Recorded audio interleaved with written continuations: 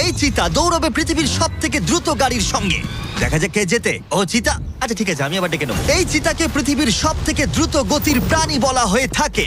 এর গতি এত বেশি যে একে হারাতে হলে মানুষের প্রয়োজন একটা ফর্মুলা ই রেস কারের, না হলে অসম্ভব। আর সেই জন্য আমি একটা গাড়িকে নিয়ে আসিনি, বরং একে হারাতে আমি 3টে গাড়ি নিয়ে এসেছি। শুরু করবো আমরা এই গল্ফ কার ভার্সেস চিতা দিয়ে। ওকে একবার দেখো। তোমরা তৈরি? হ্যাঁ তৈরি।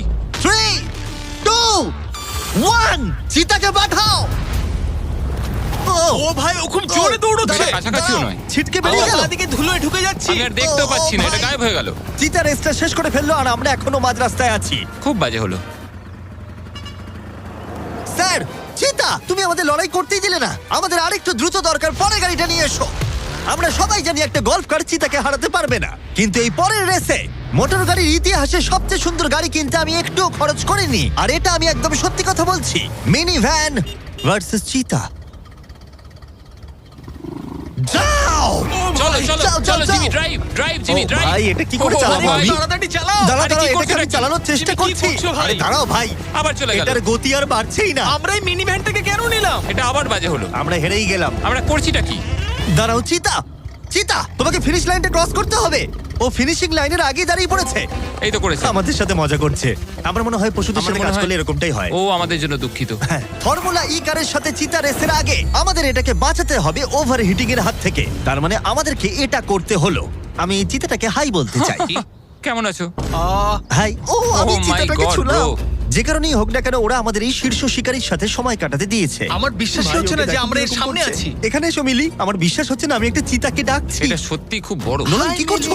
ও, নোলান হাত দিও না। না, আমরা আর হাত দেবো না। তোমরা সত্যি এক একটা পাগল। ও মাই গড, এটাকে তো একটা বড় বিড়ালের মতো দেখতে লাগছে। হ্যাঁ, খুব একটু দাঁড়াও। cute। আমরা চিতাকে রেসের মাঝখানে একটু ব্রেক দিয়েছি যাতে ও বেশি হাঁপিয়ে না পড়ে। আর যদি তোমরা জানতে চাও, আমরা কোলাব করেছি আমেরিকান হিউম্যান সোসাইটির সাথে, যারা এই সমস্ত প্রাণীদের সাথে আমাদের ভিডিও করতে অনুমতি দিয়েছে। আর সেই জন্য এটা করছি কারণ বর্তমানে পৃথিবীতে 8,000-এরও কম চিতা বাস করে। যে কারণে এই ভিডিও করার সময় আমরা খুব সাবধানতার সাথে এদের সাথে ব্যবহার করছি। এটাই করা উচিত। লোমগুলো কত দাঁড়াও, নরম। চিতাটা কি জোরে গড়গড় করছে। তার মানে ও আমাদেরকে লাইক করে। মনে হচ্ছে মিলি পরের রেসের জন্য তৈরি। চলো যাওয়া যাক। যে সময়ের জন্য আমরা সবাই অপেক্ষা করছিলাম সেই মুহূর্ত অবশেষে এসে গেছে। এবার আমরা সাক্ষী থাকতে চলেছি সর্বশেষ চ্যালেঞ্জের, ম্যান ভার্সেস অ্যানিমাল। এই রেসটা অসাধারণ হতে চলেছে। যদি এটাকে কেউ নষ্ট করতে পারে, সেটা একমাত্র নোলানই হবে। আধুনিক ইতিহাসের সব থেকে গুরুত্বপূর্ণ উত্তরটা দেওয়া যাক। 3, একটা চিতা কি পারবে 2, ফর্মুলা ই কারের সাথে রেস করতে? দেখা যাক। 1। চলো রেসটা শুরু করি। যাও। খুব ফাস্ট ছিল।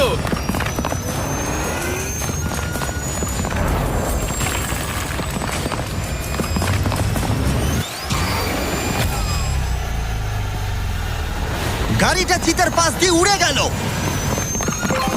ও মাই গড। যদিও মিলি জিততে পারেনি, তবু এটা দারুণ যে একটা চিতা বিশ্ব চ্যাম্পিয়নশিপে অংশ নেওয়া একটা গাড়ির বিরুদ্ধে লড়াই করেছে। এটা সত্যিই দারুণ। কিন্তু যখন 1 শতাব্দীরও বেশি সময় আগে প্রথম গাড়ি তৈরি হয়েছিল, তখন 1 লাখেরও বেশি চিতা এই পৃথিবীতে ছিল, কিন্তু বর্তমানে 8,000-এরও কম। এই অসাধারণ প্রাণীগুলোকে বিলুপ্তির হাত থেকে রক্ষা করা আমাদের কর্তব্য, যাতে তারা আমাদেরকে এগিয়ে যাওয়ার জন্য অনুপ্রাণিত করতে পারে।